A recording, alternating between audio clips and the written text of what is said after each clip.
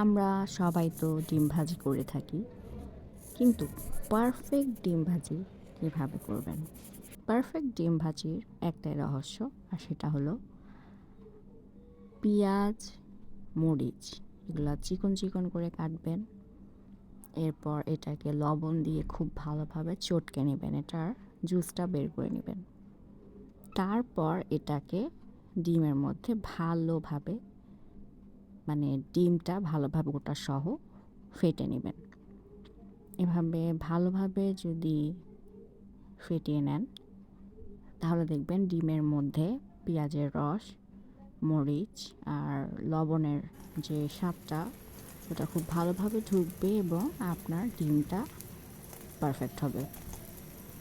আর যদি ডাইরেক্ট ডিম আর পেঁয়াজ দিয়ে দেন লবণ দিয়ে, তাহলে ওই টেস্টটা কখনোই আসবে না।